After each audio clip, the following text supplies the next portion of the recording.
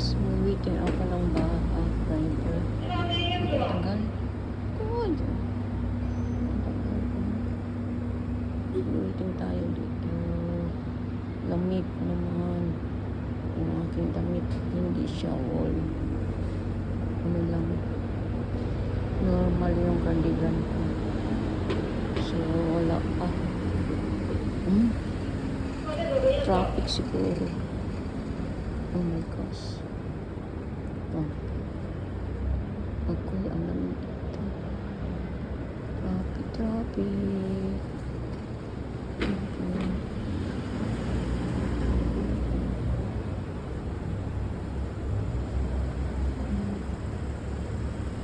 Traffic po dito.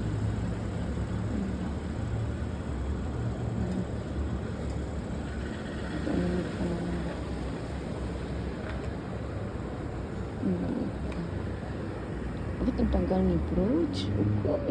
Tanggal ng driver. Baka ano siya. Kasi Watson Road. Pero Watson Road.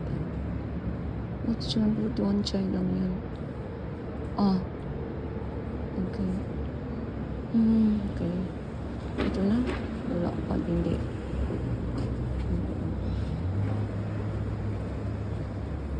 Hindi siya.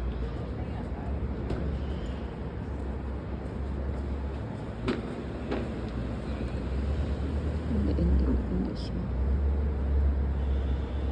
Tagal ko nun. Antay dito guys. Nalamig na ang palang. Kasi nasa loob kasi ng ano. Pag nasa loob tayo ng sasakyan, hindi naman masyadong malamig.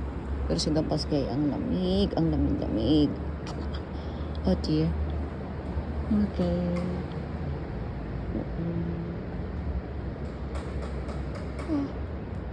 Dito lang guys. Wait.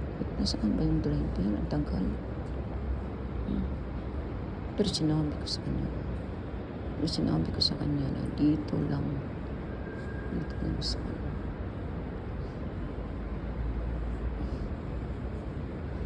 so cold today.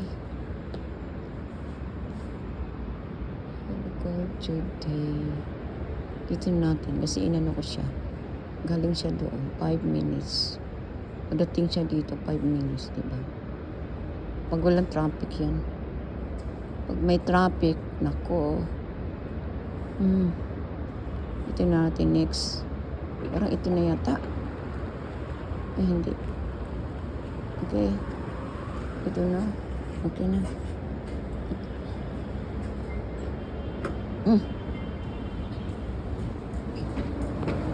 Malamig pala.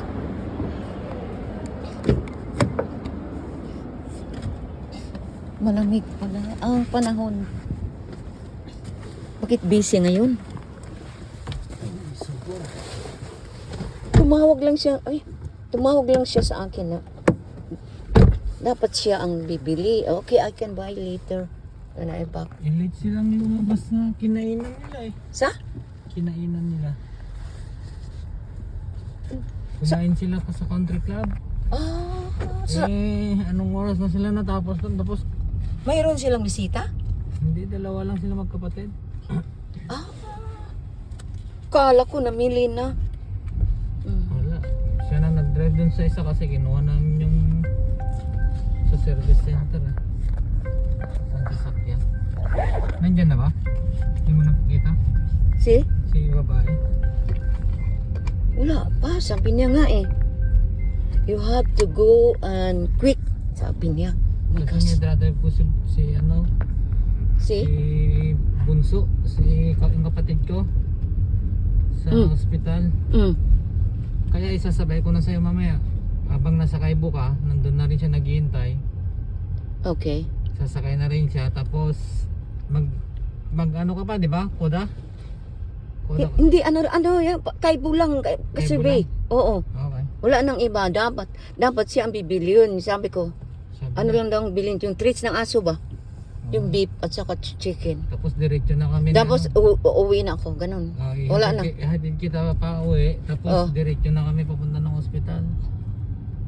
Para hindi ka na magbalik-balik doon na pick upin mo siya. Tsaka yung oras kasi gipit. Saka, hindi ba traffic? Traffic? Ha? Traffic? Hindi man. Siguro. Kaya naman siguro.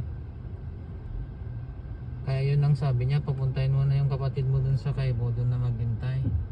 Ah. Alam ba niya doon? Para isabay na. Sa Kaibo? Alam niya. Okay. Bating na si Minda? Mamaya pa ng gabi eh. Akala ko doon